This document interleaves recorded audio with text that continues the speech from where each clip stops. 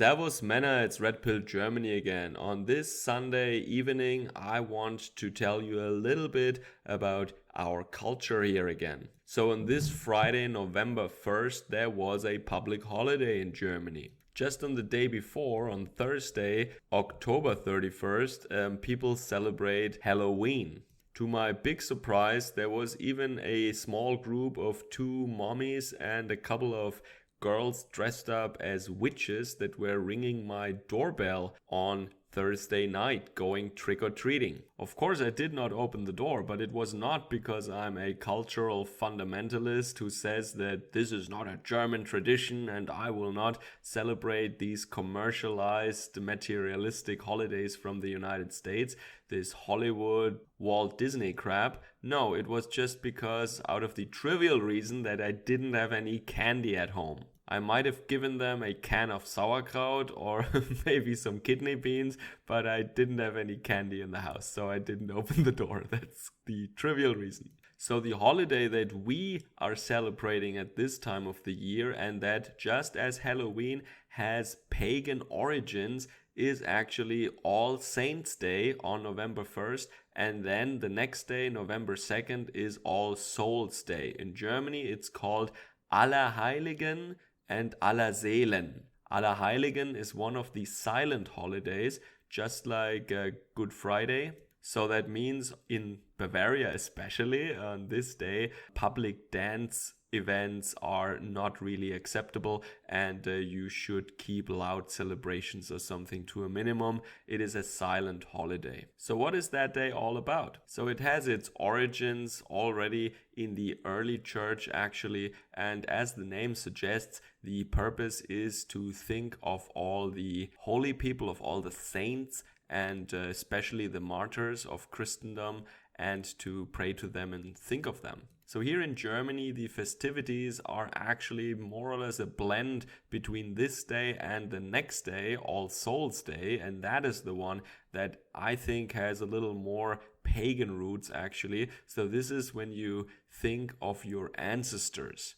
The European belief is that on this day, the souls of the ancestors are actually coming out of purgatory, for example. So our ancestors come back to visit us and we can actually talk to them and visit them at their graves. And already on All Saints' Day, for example, people take extra care and decorate the graves. They clean them up and put fresh flowers on them. Sometimes also you see that the cemeteries are actually illuminated, which looks very nice at the night between November 1st and November 2nd. And in many places, at least in my family, it is a custom to come together on this day and meet at the place where the ancestors lie buried and visit the graves together.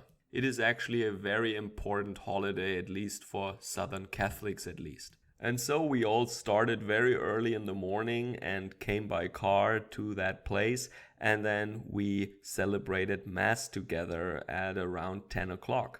Then afterwards we went outside of the church, and the first thing you do is that the whole parish, the whole congregation, they stop at the war memorial. And the very first thing after church, what they do is they actually pray for the souls of the fallen heroes of armed conflict, civil unrest, but especially the heroes of the two world wars in the 20th century, our heroes that fought for our homeland. And then the group proceeds to go to the cemetery, where they then finally visit all the graves. And you visit the graves of your family and also of some friends, for example. In some areas you can also see special baked goods that are prepared especially for this occasion.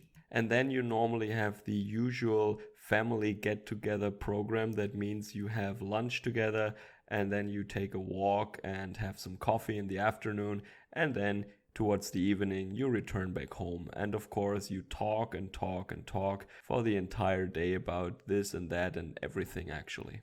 And then after sundown you can go on the cemetery, on the graveyard again, and look at all the nice candles there and maybe say goodbye to your ancestors for this year.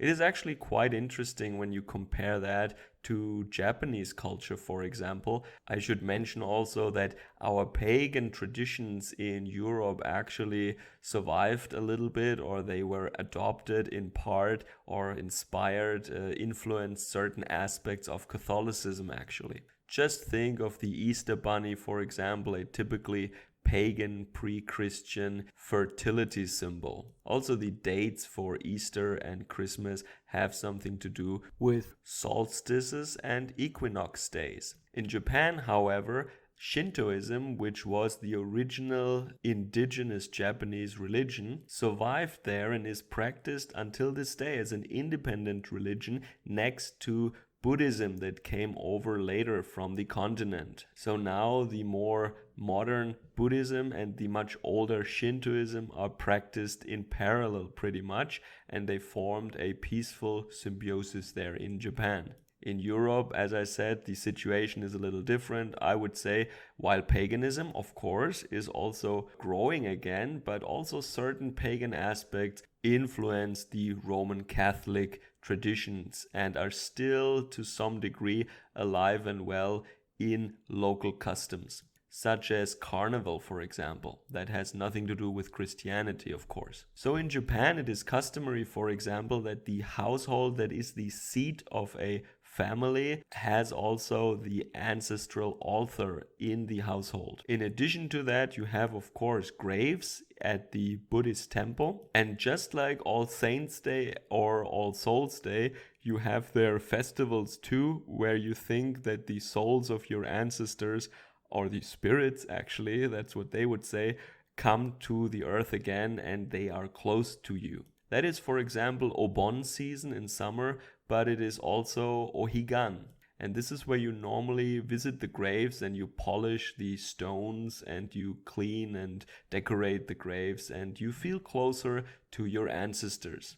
I can remember, for example, that when my father-in-law came with me for the first time to the grave of my grandparents, he noticed that the graves were very well kept and very beautifully decorated. And he said that he thinks Germans are a great civilization because they honor their ancestors. And to him, as a Japanese person, that was actually a very big deal. He also asked me once if I feel more like a pagan or more like a Christian. And he also asked me if I'm more a Celt or more a German. And the answer I gave him was that while I am a German and a Roman Catholic Christian, I know that I probably also have some Celtic heritage maybe, and that also my pagan roots are definitely still visible in my culture, and that I cannot just neglect this heritage that we have here in Central Europe. Of course, this was the right answer in his eyes, and he was very satisfied with my answer here. I think he can just understand these things very well because the Japanese people also, as I said, have many different religious and cultural influences that they still see today and they still observe these customs. I find it also interesting that it is at the equinox, for example, that Japanese Buddhists think they have a special connection or are very close to their ancestors. Solstices and equinoxes are very important days in many cultures around the globe actually. And I have to do some more research on what the Shintoist tradition is actually concerning these days, because I know that Ohigan and Obon are Buddhist holidays. Everything that has to do with death is more or less a Buddhist thing. This is also where the graves are. They are not at the shrine, but they are at the Buddhist temple. By the way, as a little side note, the nice red flowers that you can see on this picture are actually called higambana in Japanese, and that means higan flower. So flower means hana, but when you combine a word in Japanese like higan, hana, the H of hana turns into a B and it becomes higambana. This makes the word a little bit easier to say. And so because these flowers bloom at around that time, especially after heavy rainfall, they are associated, of course, with the equinox and with this day, and also with the afterlife. And there are some morbid legends around this flower in China and Japan actually. Alright, so let me know in the comments below how you celebrate this day, or if in your culture, your religion, or in your country there are similar rites or similar celebrations around solstices, equinoxes, and also concerning the honoring of the ancestors. So I actually think it is very important to remember your ancestors and to honor their memory. In these days where globalist powers actually want us to become world citizens without roots, without homelands, and without any heritage, you might say, and I hope this is not too pompous, it is quite a revolutionary act almost if you remember your ancestors these days. I hope you had a great weekend. Be safe wherever you are. Servus, Kameraden.